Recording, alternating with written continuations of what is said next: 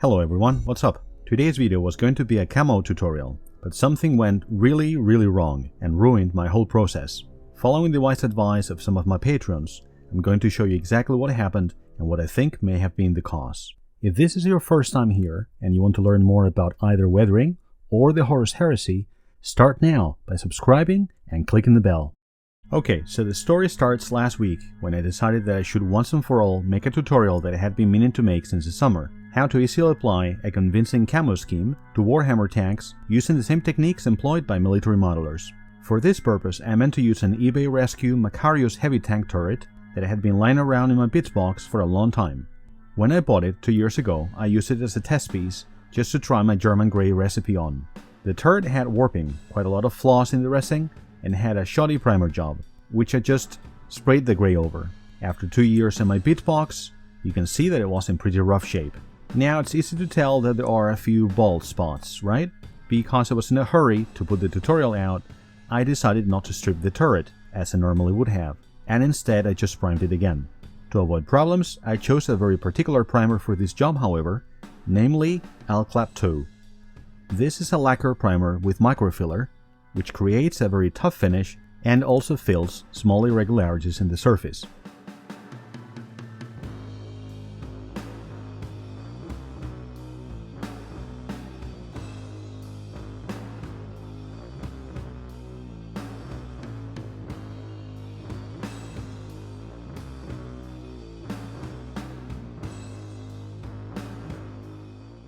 As you can see, at this stage the model looked perfectly fine.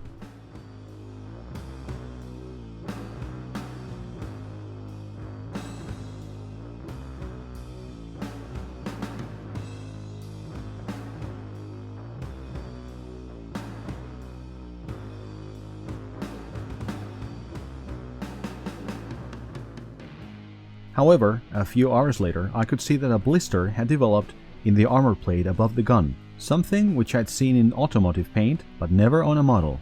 Of this I have no picture sadly. What I did was sand down the area and apply another coat of primer. I then let it cure for 48 hours, convinced that the job was a good one. The next stage was to undercoat the turret in hull red, which would form the basis of the chipping layer. First I tried a mix of hull red and flat black, heavily thinned.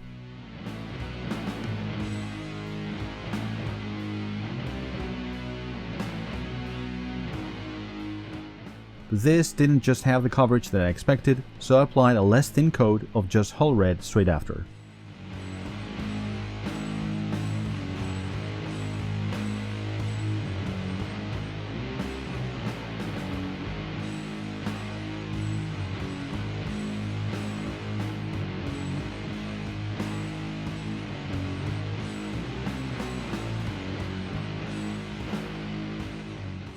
As you can see, this went down smoothly, and the results were actually very good.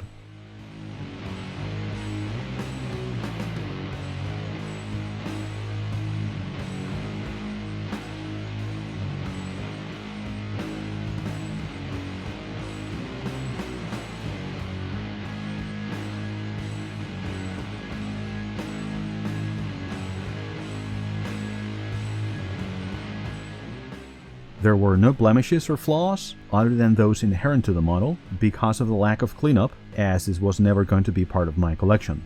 After the whole turret was coated in Tamiya hull red, I applied some rust patterns with a STENCIL.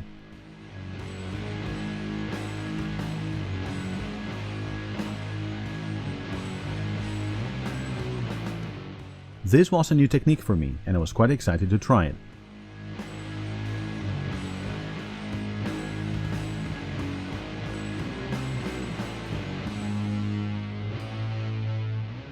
I did 2 passes with progressively lighter rust colors and using 2 different stencils, one with a relatively coarse pattern and one with a finer one.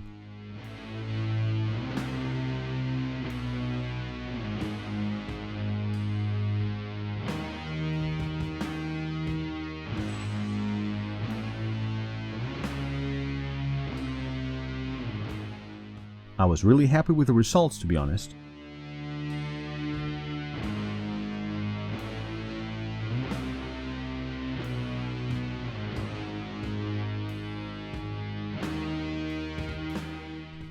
Step 4 was to apply liquid mask with a sponge. This is part of the technique known as liquid mask chipping. If you have been watching the Race for Terra for a while, you will know that this has become my favorite chipping method. Step 5, logically, was to apply the German grey base coat over this rust undercoat.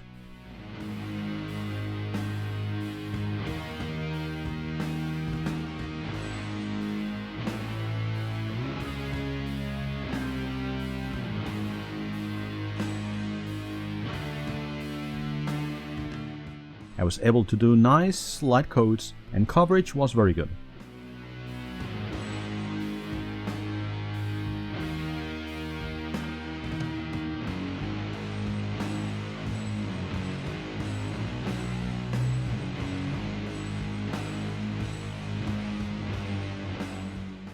As I was using Tamiya paints with lacquer thinner, I was sure that the coats would be tough.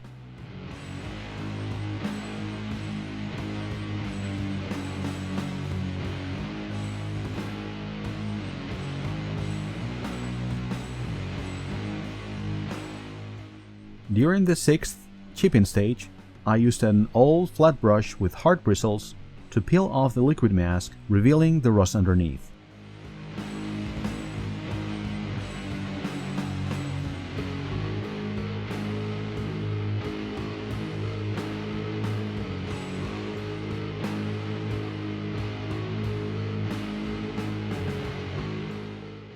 As you can see, I applied quite a lot of pressure, confident that, as I just said, the Tamiya coats could take this and more.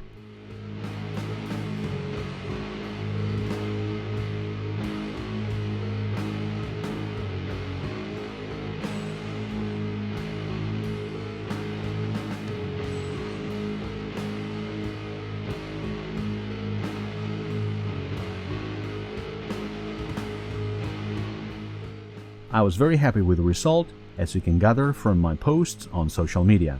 Step 7 was to apply the masking putty on the turret, choosing shapes that I liked and laying it down carefully.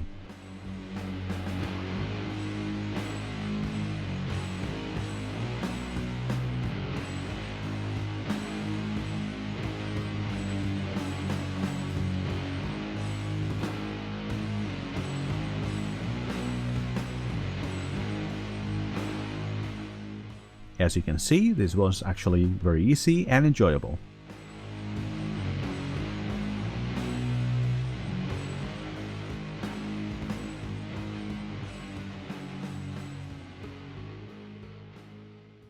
Step 8 was to apply 2 coats of ammo chipping fluid, as I wanted to show some wear and tear on the camo stripes, showing the grey underneath and in some cases also some of the rust.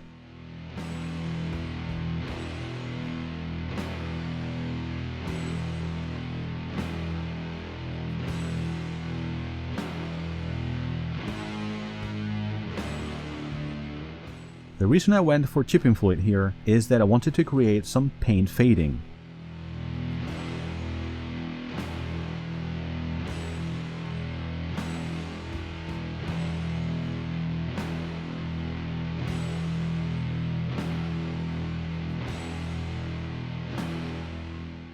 Because lacquer paints don't react very much with chipping fluid, in other words, it's really hard to create any chips, I tried to keep the drying times to the bare minimum. Therefore, step 9 took place just a few minutes after the chipping fluid had dried. I started applying the Tamiya dark yellow, confident that this would look really cool with the contrast that was going to be created.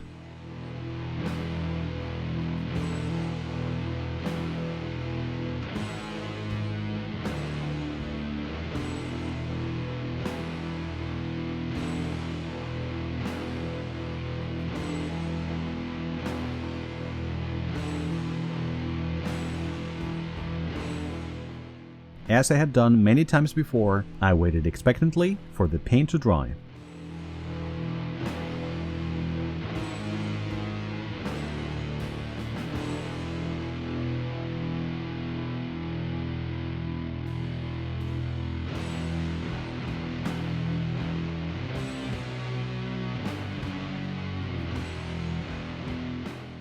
I was really looking forward to this, as removing the masking putty is the most satisfying part of the whole process.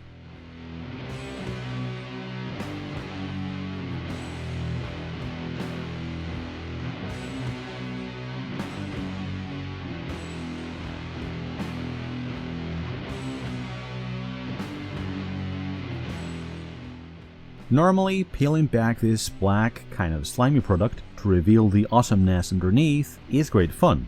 However, the first indication that something might be wrong was the way that the putty was so stubbornly sticking to the surface.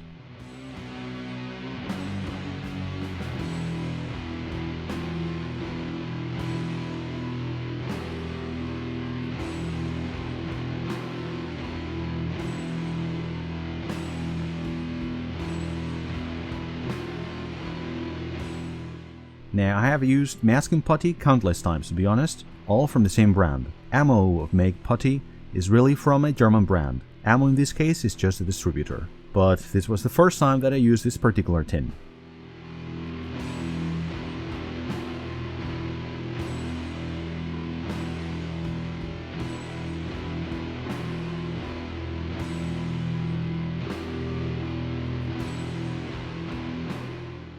And as you can see, I was really struggling to take it off.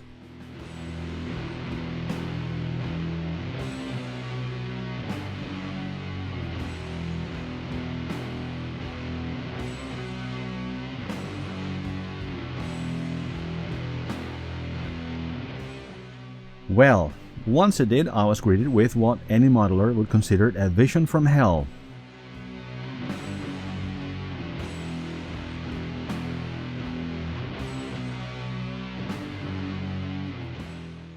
As you can see, huge chunks of paint had come away with the putty down to the gray resin.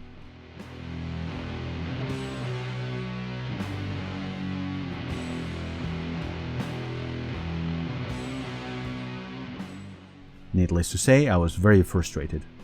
At this stage, I had invested a lot of hours into the project, even if it was just a turret, and most importantly, my next two videos for the channel were now ruined.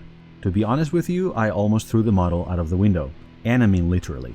Frankly, I would never have published this video if it hadn't been for the sage advice of some of my patrons, who suggested that I explain what happened and the steps that could have led to this disastrous result.